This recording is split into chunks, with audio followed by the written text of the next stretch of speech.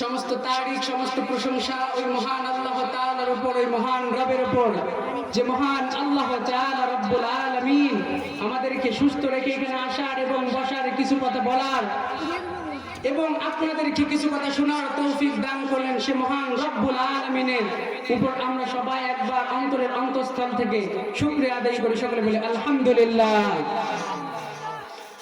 জনাবে মুহাম্মদুর রাসূলুল্লাহ সাল্লাল্লাহু আলাইহি ওয়াসাল্লাম তেনার উপরে আমরা সবাই একবার দরুদ আদায় করি। আল্লাহুম্মা সাল্লি আলাইহি আল্লাহুম্মা বারিক আলাইহি।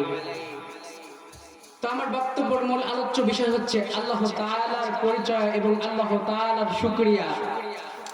আল্লাহ তাআলা রব্বুল আলামিন আমাদের এত কিছু দিয়েছেন, আমাদের জান দিয়েছেন, মাল দিয়েছেন, কিন্তু আমরা আল্লাহ তাআলার জন্য তেনার দেওয়া হুকুম আমরা মানতে পারতেছি না।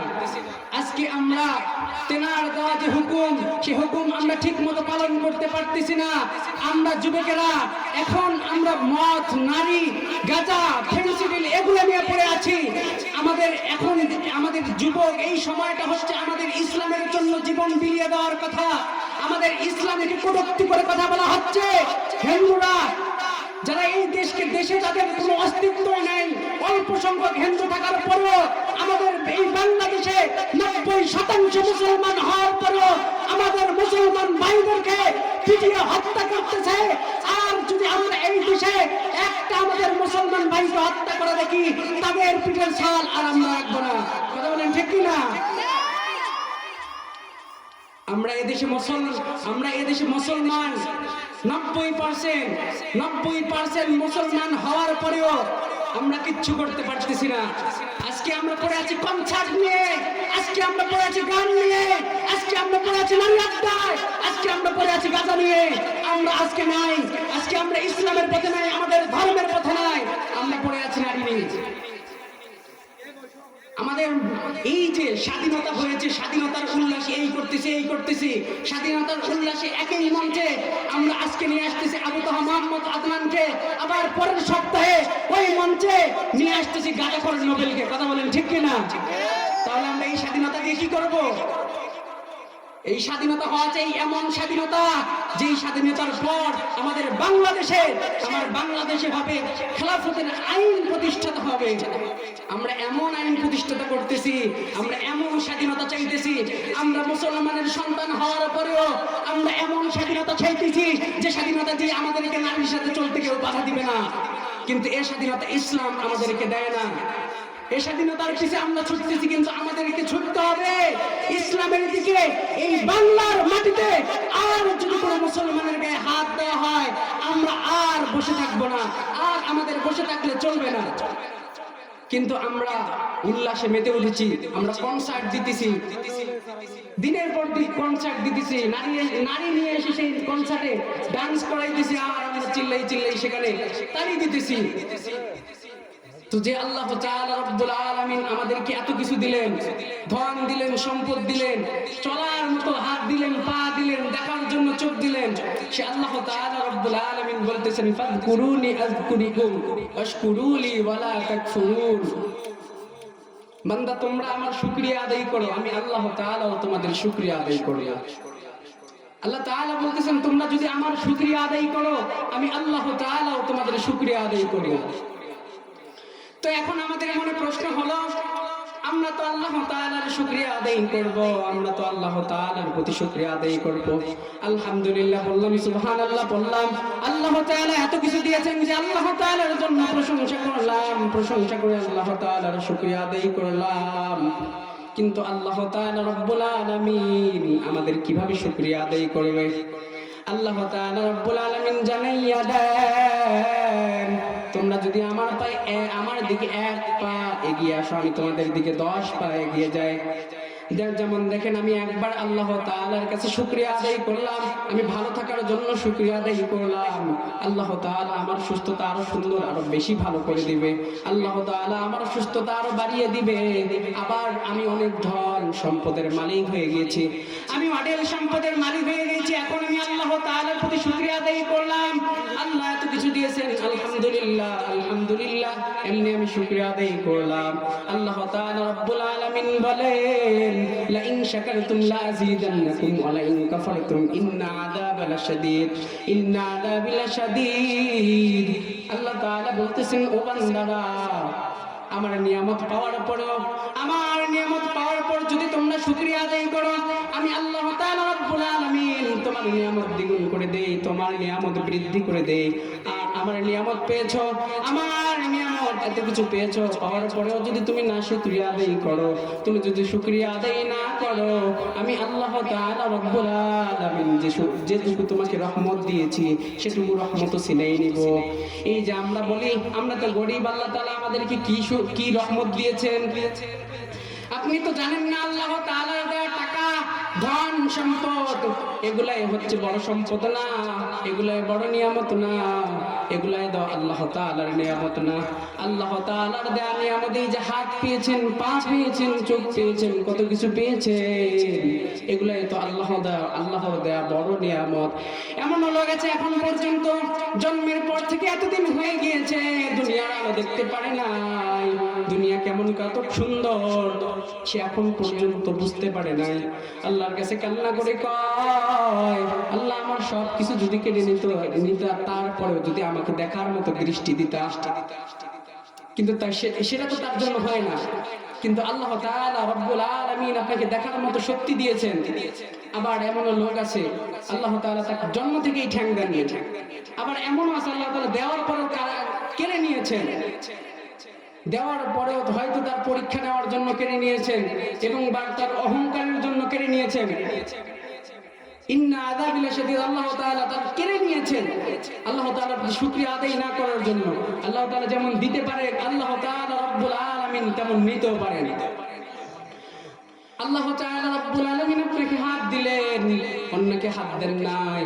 আবার আপনাকে হাত দিয়েছে, এই হাতের যদি আপনি শুকরিয়া আদায় না করেন, আল্লাহ তাআলা রব্বুল আলামিন চাইলে এই হাত আপনার কেড়ে নিতে পারে, এই হাত আর থাকবে না। এমন একটা দুর্ঘটনা ঘটে যাবে, এমন একটা অ্যাক্সিডেন্ট হয়ে গেল, আপনার আর হাত ঠিক হবে না, আপনার আর হাত থাকবে না, এমন পরিস্থিতি হয়ে গেল। এইটুকুই শুধু না, আল্লাহর দেওয়া বড় রহমত হচ্ছে সুস্থতা। আমরা এখন অসুস্থ হলে যে ডাক্তারের ওষুধ খাই, ওই ডাক্তারের শুকরিয়া আদায় করি, জন্ম সম্মুখে গিয়ে বলি ওই ডাক্তারের ওষুধ খেয়ে ভালো হয়েছি, ওই ডাক্তারের ওষুধ ভালো। কিন্তু এভাবে আমাদের বলাটা ঠিক না। আমাদের বলতে হবে আল্লাহর রহমতে আমি ওই ডাক্তারের ওষুধ খেয়ে ভালো হয়ে গিয়েছি। কলা খেয়ে কলাওয়ালার গুণগান গান, আম খাইলেন আমলার গুণগান গান, কিন্তু যে আম গাছের মধ্যে মহান আল্লাহ তাআলা দিলেন, সে আল্লাহ তাআলার গুণগান গাইলেন না, সে আল্লাহ তাআলার শুকরিয়া আদায় করলেন না। আপনি কত বড় নাফরমান!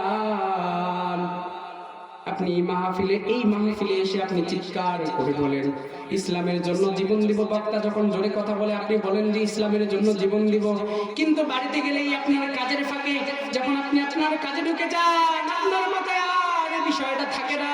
আপনি তখন আর ভাবেন না যে আমাকে ইসলামের জন্য যেতে হবে, দিনের জন্য যেতে হবে, এই বাংলার জমিনে, বাংলার মাটিতে ইসলামের আইন প্রতিষ্ঠা করতে হবে।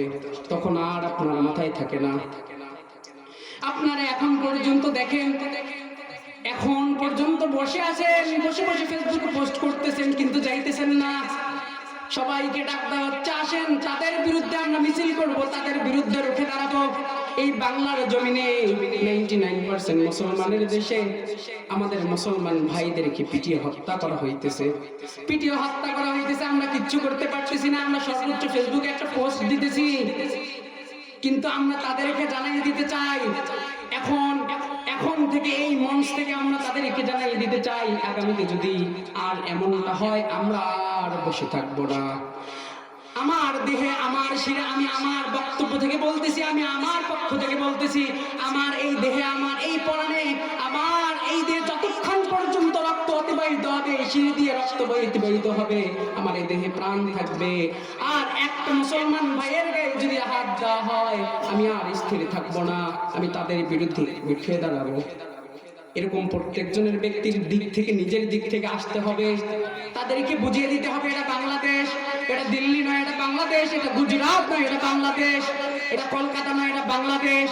এটা তাদের হিন্দুস্তান নয়, এটা তাদের ইন্ডিয়া নয়, এটা বাংলাদেশ। কথা বলেন ঠিক কিনা? তাদেরকে বুঝিয়ে দিতে হবে এটা বাংলাদেশ।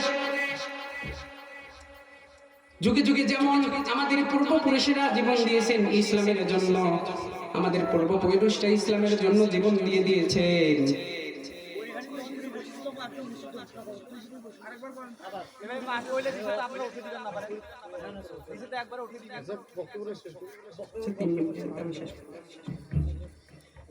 মণিহারির দোকান যারা আপনারা দিয়েছেন, মণিহারির দোকানগুলো উঠে ফেলেন। আপনারা যদি এখন মণিহারির দোকান সুন্দরভাবে ভদ্রতার সাথে না উঠান, তো আমরা অভদ্রভাবে আপনাদেরকে উঠাই দিব, আপনাদেরকে লাঞ্ছিত করে উঠাই দিব। এখন এই জন্য লাঞ্ছিত হওয়ার থেকে আপনারা ভদ্রভাবে উঠে যান, সম্মান নিয়ে চলে যান। আপনাদের তো পোস্টারে লেখা ছিল, মাইকিনে বলা হয়েছে যেখানে মণিহারির দোকান নিষিদ্ধ, আপনারা তবুও চলে আসছেন। তো আমি তাদেরকে বলতে চাই, এটা গুজরাট নয়, এটা বাংলাদেশ। এটা দিল্লি নয়, এটা বাংলাদেশ। এটা হিন্দুস্তান নয়, এটা বাংলাদেশ। এটা শাহজালালের বাংলাদেশ, এটা শাহপরানের বাংলাদেশ। তারা যদি আমাদেরকে নিশ্চিহ্ন করে দিতে চায়, আমাদের দেহের, আমাদের শরীরের সর্বোচ্চ শক্তি দিয়ে আমরা তাদেরকে নিশ্চিত করে দিব। কথা বলেন ঠিক কিনা? আমরা তাদের বিরুদ্ধে রুখে দাঁড়াবো, তাদেরকে আর আমরা থাকতে দিব না, তাদের আইন আর আমাদের মাঝে প্রতিষ্ঠিত করতে দিব না। আর আমাদেরকেও বুঝতে হবে, তারা অল্প সংখ্যক হয়ে আমাদের বিরুদ্ধে যদি রুখে দাঁড়াতে পারে, আমরা 99% হয়ে তাদের বিরুদ্ধে 100% রুখে দাঁড়াতে পারি। কথা বলেন ঠিক কিনা? আমরা অনেক নির্যাতন সহ্য করেছি, 15 বছর 16 বছর, চাইলেও কথা বলতে পারি নাই। এইরকম মাহফিলের মঞ্চগুলোকে বন্ধ করে দেওয়া হয়েছিল। এই মঞ্চে এখন আমরা বুক ফুলিয়ে মাথা উঁচু করে কথা বলবো।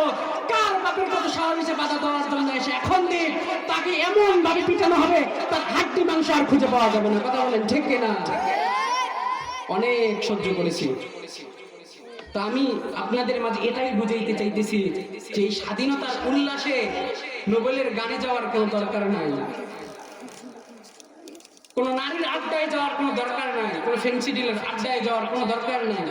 ফিরে আসেন, ইসলামের জন্য জীবন দিয়ে দিব, তবু ইসলামের আইন প্রতিষ্ঠা করব।